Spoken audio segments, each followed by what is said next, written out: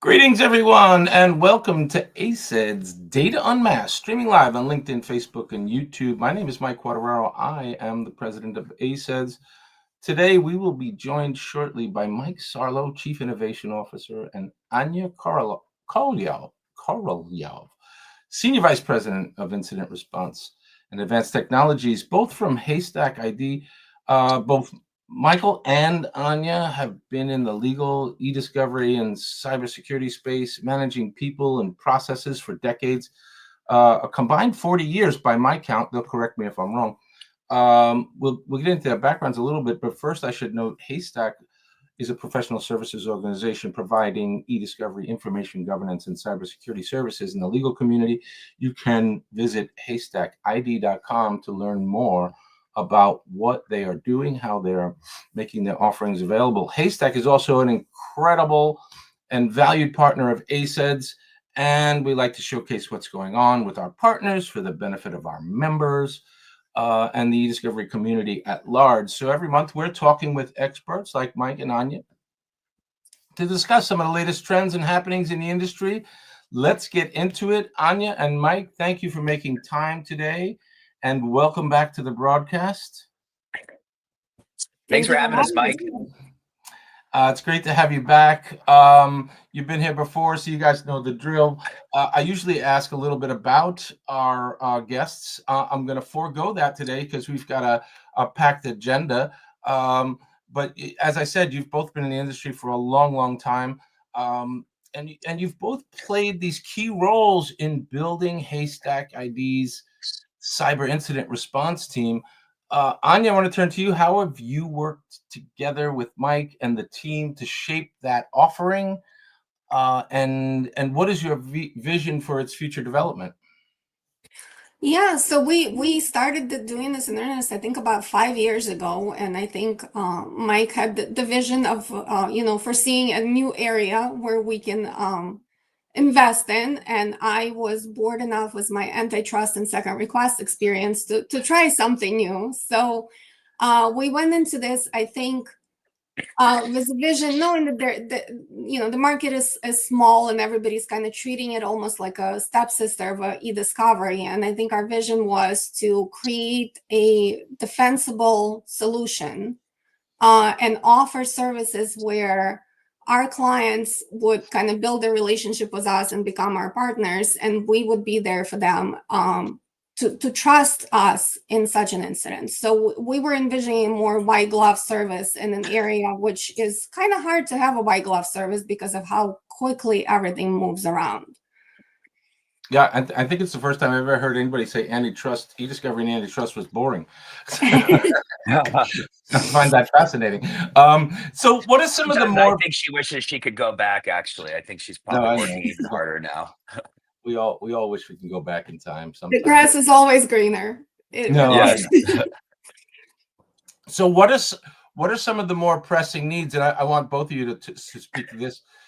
What are the more pressing needs and challenges you're seeing in cyber and incident response right now?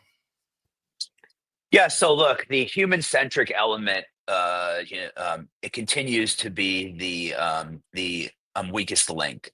Like social engineering, phishing, and like credential harvesting really continues to outpace an organization's ability to deploy tech, right? To outmaneuver these tried and true mechanisms. We also see just as more complex structured data repositories are deployed in organizations. They tend to be kind of a central repository of sensitive data. So getting to the crown jewels for a threat actor can sometimes be not easier, but it can be more condensed than we saw in the past for organizations that didn't have much data governance. So in some ways, the data governance also starts to centralize everything. And so if you don't have the security element there, that can be a problem as well. And then we continue to see very weak supply chains and third party data compromises as well. Mm. And so you I would might be agree. the most buttoned up organization, but that doesn't mean your partners are, or their partners and their partners. And, these third and fourth and fifth party like breaches are definitely common. Yeah, I love that. the third party breaches are really probably the most complicated because sometimes the relationship is not even clear. To use a law firm, for example, it's not a contract you sign thinking about such a thing, but it is a third party to speak of. And I And I think this love that is, you also, guys mentioned the human element because like mhm. I'm the worst. We get like these test emails, and there's a little dashboard that shows your score, and mine is like the worst. yeah. Oh God, come on. You have to watch some more of those like boring like I, training I'm videos, I'm right? I'm moving We get 100 to the miles an we hour, yeah, Mike. I'm moving yep, 100 miles yep. an I hour. feel you. I just report everything now, Mike. I just report But everything, especially, here's the thing: they're becoming so like sophisticated. You really have to be an expert. Even I sometimes know. I'm sitting there. I got one the other day that was an UKTA.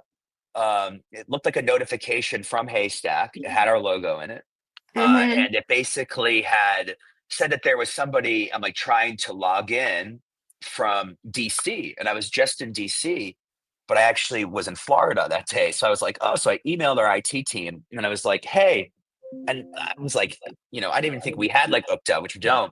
And I was like, yeah, this seems a little weird. And then as soon as I sent the email, I was like, wait, it was a phishing scam.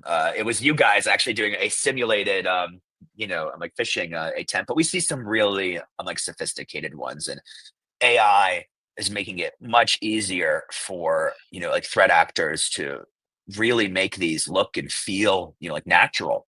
I mean, if you look at the text messages we all get too, I get calls from my mom. Every time I get one of these, I just think about my parents. I think about them and my grandparents, and just all these folks who aren't they didn't grow up in technology, and they seem very like legitimate, and you want to know like where your FedEx package is, or I used to live in Boston. I keep getting these ones to pay an outstanding like toll pass from Boston, so they're really getting very close to home, and there's so much data about us online, that that's kind of going into the model now, right? Because of AI, is these threat actors are able to understand so much more information about the individual they're targeting in mass for very like limited like time input. So There's an argument to be made for living on the top of a hill in a log cabin. There really is nowadays. sure, Yeah, scrub totally. everything and go flying. Anya, critical Impossibility. threats. Talk to me about critical threats that are sort of underestimated or overlooked by organizations. Well, I look, a lot of Aside from organizations, humans, me and aside Mike. from humans, yeah. I mean, they do the tabletop exercises. I know, cyber insurance firms offer a lot of tabletop training and all of that. And again, it's great that people are kind of, getting ready and getting prepared. But when it hits, the threat actors have become so sophisticated that the response time, it used to be maybe you have a day, maybe you have two, maybe even have a week to figure things out. Nowadays, it's as Mike said, the AI is kind of putting them way faster. It really comes down to hours. And I don't know what tabletop exercise will ever prepare any human for a response that quickly. It really is tough. I think one of the more important things on top of the tabletop exercises companies can do, and humans too, is think about how they respond post incident, what they're gonna do to tighten it up, how they're going to take the information of what just happened to them and everything they found out about their data and how they're going to use it moving forward. I think that's a more important question to ask because everybody is going to get hit. There's no way you won't. Yeah, So and you both mentioned AI, and I want to talk about that for a minute because obviously bad actors are using bots and things like that to try to infiltrate systems. But what about on the defensive side? Are there any? How is your team preparing for these emerging technologies in cyber incidents? Yeah, so you know Is there like a we counter bot to the bot? there yeah, so generative AI isn't necessarily the key for increased cyber detection of events and threat mitigation, as opposed to more advanced, like machine learning, Right.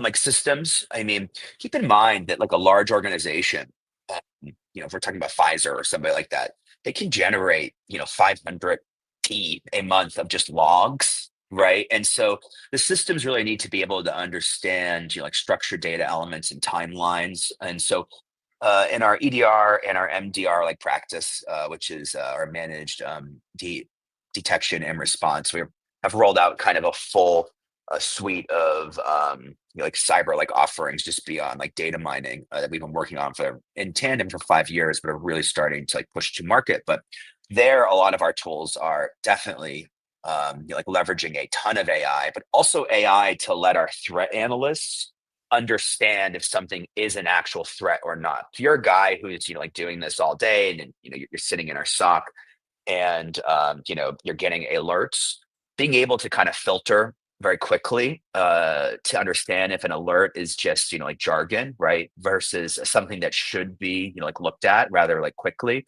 is important. So AI is definitely giving us an upper edge, or an upper hand rather, to respond like quickly, like as is the tooling, CrowdStrike, like Sentinel-1. There's great products out there, but there's great new products like out there. And what's great about the cyber kind of software ecosystem is a lot of them now like fit together to really enhance their own like capabilities. So that's been interesting. And then on the data mining side, right, and just on the legal review side, we've been developing like much better like AI in our like Protect Analytics suite for detection of sensitive data, like medical information. And now we're really starting to leverage like generative AI for extraction of these data elements, which is fantastic because average review speed for one of these projects is anywhere from 8 to 25 like documents per hour. And Mike always tells me and Anya always says, why do you tell people it's 25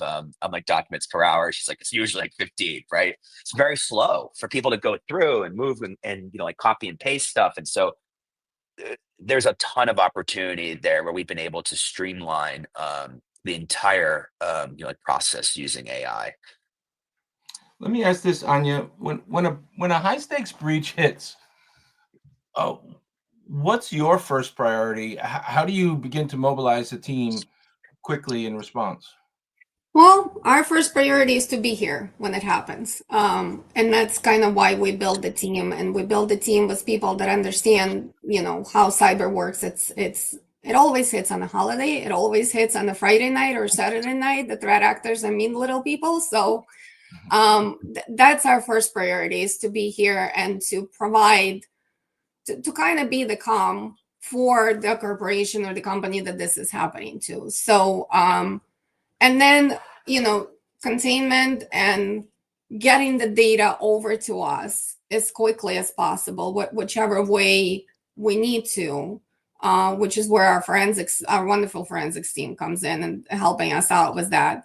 That's kind of the next priority, because we need to assess very quickly what was in the data, and what steps need to be taken after that. So that those are kind of our priorities, and we've actually been building out our forensics offerings in this space a little bit more for the past couple of years. Mike, I don't know if you want to talk about that a little bit. Yeah, I mean, look, certainly, like containment is the first step, right? And understanding kind of the who, what, when, and Yeah. the where. We already know the why is like critical. Really leveraging the right technology and having an understanding of more advanced, like technical systems beyond just like simple, like file servers and things like that. It's important to not overlook some of the different types of attack vectors. People think threat actors generally just get in through email, or they get in through some type of like phishing scam, but attack vectors can be more like misleading. So you have to be able to kind of like analyze a diverse set of systems very like quickly, and that's where again having really a good playbook of how we respond to unknowns. We see clients all times that don't have an EDR, they don't have really the right enterprise tools, and being able to roll those out in 24, 48 hours. So we can start to look at, thousands of endpoints in mass is critical. And then just, like clear client like communication is so key, and just being trying to bring folks together so they understand what their role is. Because what happens in organizations, you tabletop for these, you plan, but nobody's really prepared, more so in legal, to understand how much their life is going to get fully, like uprooted and, like turned over in a sense. The technical challenges are not easier, but the table stakes are set. And you're able to meet It's them. easier to plan for Everything them. else Yeah. it's everything else, and where you can't, right? And oh, hey, our customers data, right? That's been breached. Okay, look, well, I'm a company that deals with thousands of different like customers. Now I have to organize all of their data by customer, send them notification lists, and then like wait to see what they want me to do. Do you notify? Do I notify? Now you've got 500, 600, 1,000 individual conversation streams going on with like different organizations because of one breach. That's really just important too. When we say third party breaches, what it does is it turns a single breach for an organization into many smaller breaches they have to handle, and most organizations aren't prepared for that. And so beyond just the tabletops and things like that, the external like communication is critical as well, and having a project I management think system for that. one of the biggest kind of lessons we learned is that maybe the IT knows the kind of data that the corporation has, or is somewhat prepared, but there really is no company that fully understands everything that they have. They, a lot of times, people talk, well, we don't scan paper anymore. We don't deal in paper anymore. But the truth of it is that paper has been scanned and is sitting somewhere. So all those boxes and boxes and boxes of information have now become kind of our worst enemy, because they are the worst type of documents to deal with. They're scanned PDFs that, have a bunch of handwriting on them. And it's almost fascinating how, it's always corporation that says, oh, we only work in US, we never have any foreign language in e-discovery. And then you see a bunch of it. This is kind of in cyber, where people think, well, we really don't have any PII, we really don't have any PHI, why would we? We're a bank. And then it turns out that they really do. And I think, the legal team and the privacy teams really think they're prepared, and it's tough. It's tough when it happens to realize what you have. It's hard to prepare for a moving target. All right, let's shift gears. Let's shift gears a little bit, because Haystack and both of you personally have been recognized this year. Mike, you won a significant achievement individual award at Legal Week's Leaders in Tech Law Awards. Anya, you were a finalist at the Intelligent Insurer Cyber Insurance Awards in the Inspiring Women in Cyber Insurance category. What do these honors mean to you personally and professionally, and to the team at Haystack? Go ahead, Anya.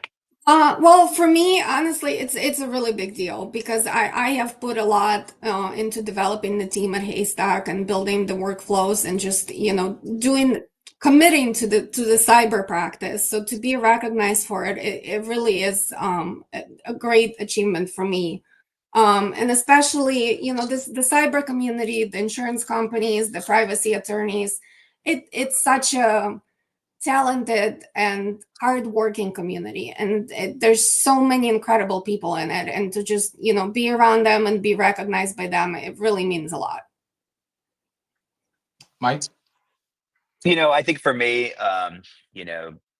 I've been with Haystack since it was, like 3 guys in a basement. So I've built out, like many types of, like technology, like platforms and solutions I thought were, like significant throughout the years. And sometimes we didn't get the credit because we were smaller, right? Like back in the day when we were really, like competing as a sub-$1 million, like organization against, very large organizations. So it was really awesome to, like get an award individually, but really for the company, because most of the folks I've been working with, really on the cyber team, I've been working with them for, like 15 years. Right. And so I may be the face, but they're the brains that, like implement things and really push the innovation. And we've been able to come up with great ideas, and with a really nimble, agile team, like Chris Ganger and John Brewer, and like other folks here as well, have allowed us to really achieve our goals to deliver like great solutions, really very quickly going to market with them as well. So without spending a year like developing something, because we all know in this space that you develop something and after a year it's no longer that significant, right? So yeah, it's Yeah. really nice like recognition. And both of you have speaking engagements coming up. Anya, I think you're at WeCon, for those who don't know, Women in Discovery. And you're taking a deep dive into some of the complexities of data breaches from an e-discovery perspective. Can you give us a little preview? What's on the agenda that Yeah, night? I'm really excited.